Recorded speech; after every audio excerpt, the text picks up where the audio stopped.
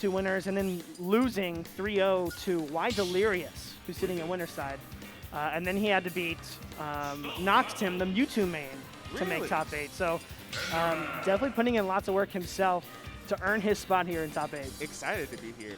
And again, going with the Enderman state, and you were right, you called it. Plautena versus Steve over here. I mean, Makibaz is a slew of characters, but Paltena's got to be one of the ones that's just so solid against Steve. Since day one.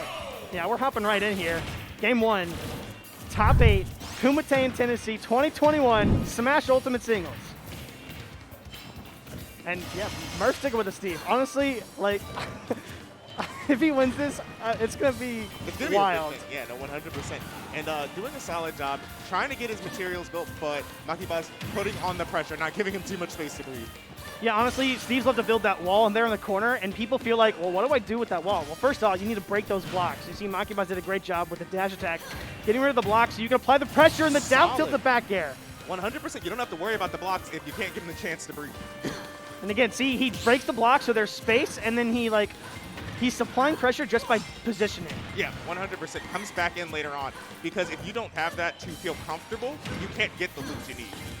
Ooh, going way too risky with that up smash there. Something I realized about the matchup that I didn't even think about until now is that the back air and dash attack of Palu just wrecks Minecart. 100%. Which, like, Minecart you feel like is really good for Steve against most characters with Palutena, able just to bypass that completely. Yeah, no, she doesn't even have to worry about getting through the super armor, but you're going to have to worry about that up B recovery. Yeah, unfortunate SD for Makibaz, able to opt over going to the wall. Not letting that not letting the first stock SD get to him. Oh, regrab. Oh, missed punish from Makibaz. Doesn't matter too much. Still gets him back out off the ledge. Ooh, getting a little bit going here, Merf. And Merf just, you know. Smart. Yeah, just decides to stay back, hold center stage, mine some more. Misses the confirm into another jab forward air. Deciding the battle right now. Yeah, Maki's trying to get back to center stage, finally gets it, but. Ooh, a little too close, running out of materials. Does not have the iron for the anvil. Oh, but he gets diamond. He'll be saving that for next stock. I was about to say, probably doesn't want to waste that too early.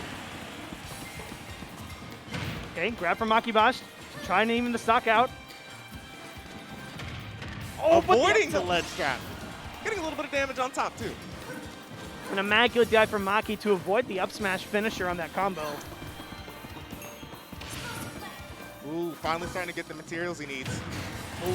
And again, that back air just beating out Minecart. Merf's got to be aware of that. Yeah, big time. Is able to get the diamond built up. Going for a second one.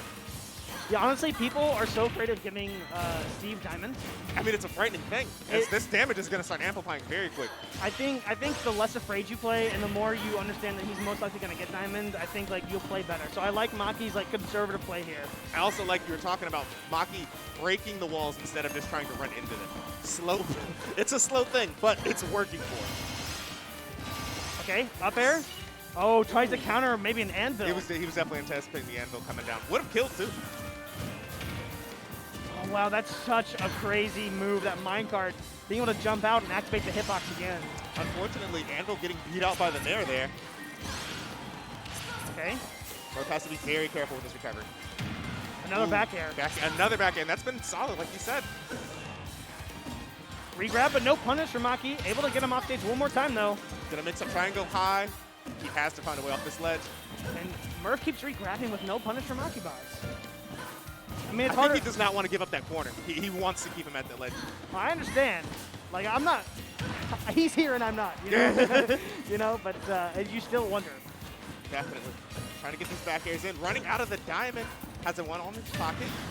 Not going to get the time to mine, though. It's honestly so close. I don't think he'll let him craft it. One well-placed smash attack from Merf should take it as well. Even a back air, to be honest with you.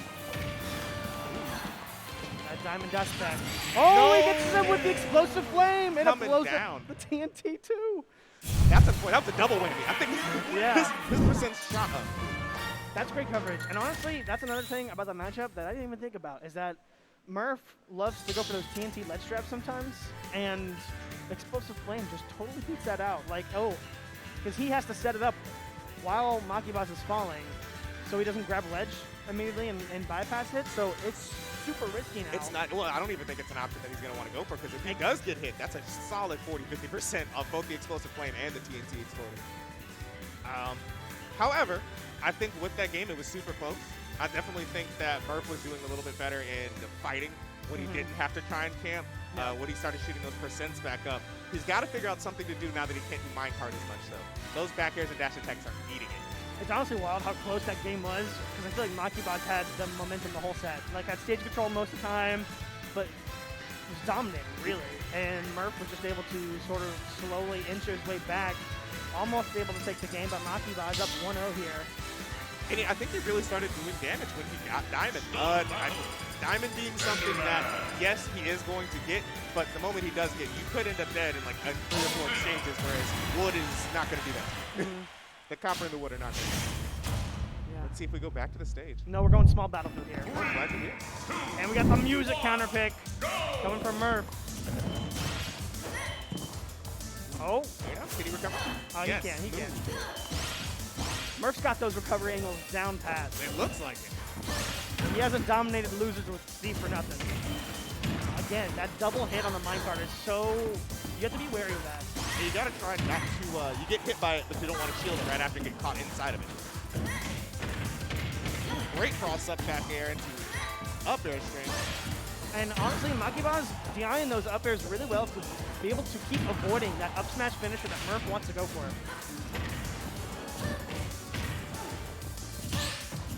Solid carry, but nothing out of it. Makibaz coming out with the back air again. And an early lead for Makibaz in this game, too. I think not having card as an option is really starting to put pressure. Yep. That's honestly one of Steve's best tools. And looking at this matchup again, after seeing this set, it's like, oh, what? He landed on the block. That was so close. That was really close. merf accidentally saving Makibaz, but able to get the stop there with the smash. Still found a way, not letting it get too far away from him. I want to see more of those edge guards. That was really nice. Yeah, I think merf is going to need to start pulling out stuff like that if he wants to be able to win this set. That's the versatility of Steve. You got a little bit of this and a little bit of that. Makibaz still dominating here on this ledge. Solid up tilt. Shield damage into a straight combo, 48%. Yeah, hitting with that back hit of up tilt pretty much guarantees the up smash. It's crazy. Finally able to lift that hit. But Makibaz still applying the pressure. Jab one into the fair. And I love the weight from merf. Even better, hitting his own crafting box to try and extend that hitbox. Okay, waits, tomahawk, down throw back air, almost gonna do it for Makibaz, sealed his second stock. Smooth with those angles. And an air out of shield. Making sure he doesn't get caught going high. Oh, merf. Yeah, merf with the parry. Oh, and an unfortunate SD. He did use his double jump there to get that. Makibaz did have one of those last game, didn't let it get too far from him. Oh, he wanted the back air. You know he wanted to go through and back air, but actually gets the forward tilt instead. Smart job not jumping there from merf. Hit him with the hand. Yeah, I mean... Yeah, the fist. Out of all the weapons today. Still alive, just hanging on by a thread. merf is bold today. Yeah, regrabbing with the block there. It's actually not counted as a regrab because he's still touching ground, but a beautiful trump from Makibaz. And now he has no time for the shenanigans. Yeah. No time. Nice plug. Let's see if he goes for the gold here. Okay, that's the first time Maki's really been aggressive out of the wall. He has to be careful because his stuff is getting a little big. Okay. Air stringing up there. Nice Lots of damage. Lots of damage could lead to something huge for Makibaz. Continuing. Still in the advantage here. Okay, merf really trying to roll an aggressive option from Maki, but Maki's been super patient this whole set. Okay. merf running away. Minecart gonna get punished this time. Gotta be careful. I think the durability of those weapons is going down pretty fast. Sneaking past that and getting his own up smash. Yeah, just a bit late on that forward smash from Makibaz. And merf barely able to roll behind and get that smash in return. Man, that's crazy. That was solid play because one frame earlier and that definitely could have gone Makibaz's way. Yep. But that's how it goes sometimes. That is. It'd be like that. A lot of close matches. Yeah. We're gonna see a lot of close matches today. It's 1-1. Merf taking that game, but that was close. You know, even with the SD from Maki, like he was bringing it back. I mean, both games you saw whichever player had the lead, sort of was starting to lose it, and then able to finally clutch it out. Clutch it out, exactly. Yeah. And I think honestly, these SDs coming from Maki, it will speak to that whole. You said he had the pacing at the first few games. And maybe if he wasn't SDing, that could be where it's coming from. He's giving the opportunity for him to catch back up. Oh, and just so anyone knows, Dave's salty rule, or is it stupid? I think it's the salty rule or stupid rule, whatever. Whichever one it is not an effect in this tournament. So Makibaz totally within his rights to go back to PS2. Which might be a good option. I think that was definitely a great stage for him. Ooh, solid strings coming off. Yeah. Retreating a little bit so he can get that last bit of damage. You saw Merf try to build the block right next to the ledge, but it wouldn't let him. And it does a great job of blocking Plautena's up these things. It doesn't have a hitbox. Yeah, he still hasn't taken any percent yet. Maki barely avoiding that forward smash. Ooh. So we've been seeing minecart start to come out as burst options when you're too close instead of as you approach. Really hard to react to. Maki was center stage, and I agree. I think being too aggressive against stage can really lead to some bad stuff happening. Grab. No back throw. Movement. Oh, and a solid punish. Up smash is going to take that any day. You have to know that he didn't want that forward tilt in the platform. At all. Merf capitalizing, though. And he's got Diamond now. That was 59. 59 with Diamond. This is why we don't afford it. What's going on? If that had blown up, that would have been godlike. Hilarious. Slow block breaking. Okay, good forward airs to wall out Merf. Not too much. Maki really trying to get something off of this stock. Needs it out soon because it's already about to be lapped. Walk back dab. No look dab. Oh, unfortunate. That's a quick punish too. A little risky there. But getting it the second time round. That's putting in lots of work, and Merf looking really strong this game 3. And Makibaz not able to land nearly as many back airs on that minecart this game. Haven't been seeing it or dash attack.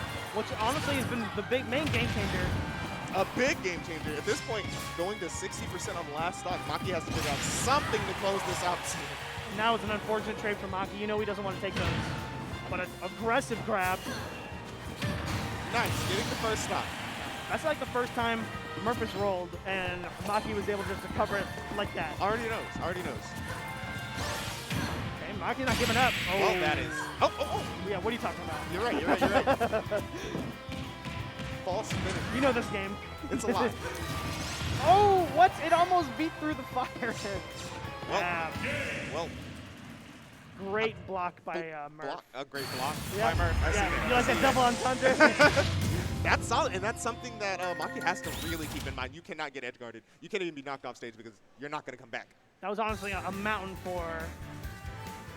It's 2-1 Merf. And it's best of 5. Yeah, best of 5. So we still got 2 more games to go here. Man, that looked rough for Makibaz. That was rough. Yeah. And I think we need to see. It was the first game had it. That's the exact same stage. What was the switch up there just now? Like, I mean, honestly, I feel like Merf was changing his timing a little bit, especially deciding when to go for minecart, when not to.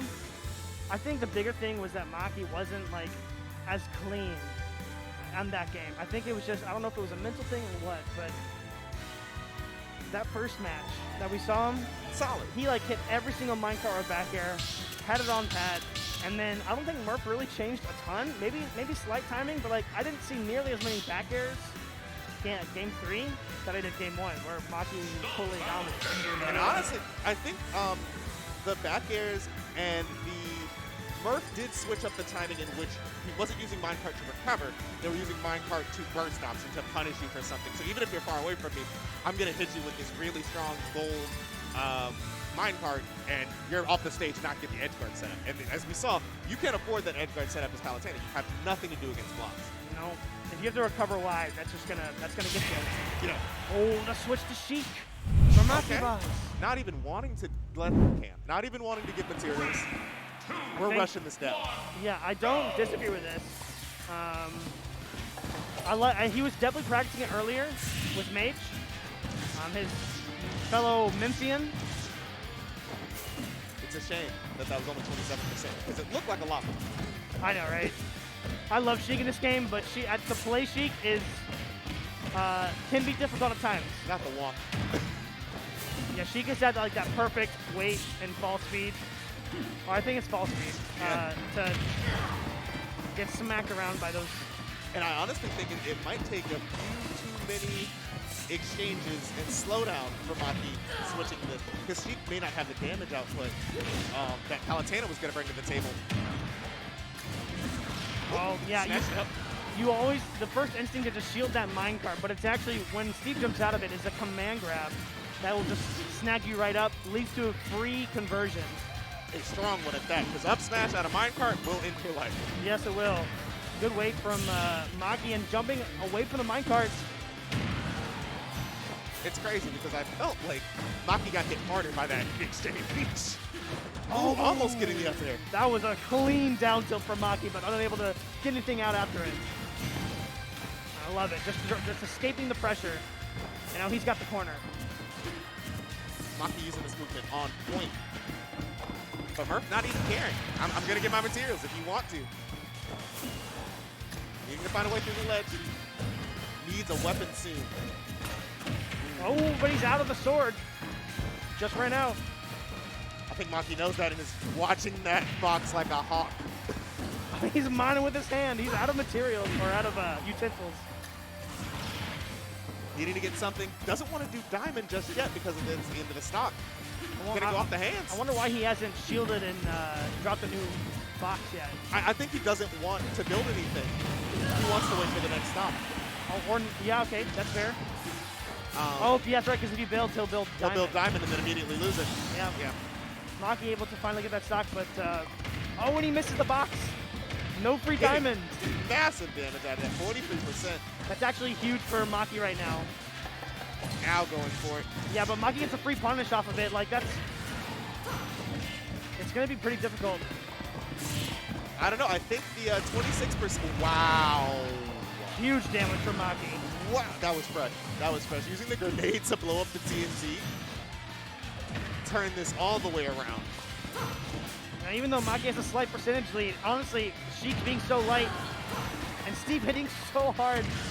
It's not going to be able to afford it. You cannot afford that. A tie game is not a tie game. Steve using that crazy evasion Steve is known for to get past this edge guard from Maki. Oh, wow, that catching, the recovery, that anvil hits so hard. And Maki one stock away from getting knocked out of the tournament. Has to be careful. Going for a quick there. And merf just racking up the percent on Makibaz. Let's see what kind of edge guard we get here from merf. Going for forward smash. Got a second diamond for the next stock, so he's really not too concerned. Yeah, this is honestly another uphill. Being behind against Steve is really hard to go, especially when he has the materials to do whatever he wants. It's really difficult. Ooh, that anvil will put... Great DI coming out of Maki just now. Yeah, one more of those and Maki's out of here. Not wanting to waste that diamond. Rather fight off the hand. I love seeing the nubs. That's so smart, right? I think most players would just be like, oh, I need some material. If anything's better than just my hand, but he still has a sword. I didn't see that he still had the sword. And the axe. Unfortunately, axe only being active for up tilt. I think if he goes for a raw forward smash, that could be it. Any smash attack right here will do it. That up smash, very sneaky. We haven't seen down smash in a minute. He might just pop it out. Yeah, I think the mobility of Sheik is probably good enough to where... This is where that kill power is just that Plautena would have been a little bit... He would have been dead by now. Yeah. Ooh! But getting with the back end. Yeah, yeah. Hindsight 2020 though, you know? Oh, 100%. Movement is coming in handy. The slow breakaway. Yeah. I think that's smart. Maki knows that, like, if he's too aggressive here, he's going to lose the stock, lose the set, get knocked out of the tournament. I really hate to say it, but in all honesty, time is a mattering factor. We're already at 2 minutes. He's going to have to figure out something. Okay. 7%. Oh, that might not do it. That was an up and around. Makibaz losing 3-1 to Merf. Merf continuing the losing rampage with Steve. Crazy stuff we just saw. Enderman, to be specific. With the Diamond, like I think that if anybody's letting him get to that stage, you're probably going to lose that stock within the next 2 hits. Like, it's not strong. It's not the hardest one to get for a reason. You know what I'm saying? Like, you can't, like, Wood is weak. Like, he does a little bit of strings, but he's not going to kill you. Those Diamond back airs and those Diamond fairs will end you. Yeah. I think we had discussed that, you know, maybe he should have switched off of Sheik, but his game plan from game 1 was so solid. And game 2 was going really well, too. Unfortunately, dropped the game 2. Game 3, you know, he just wasn't playing to his game plan.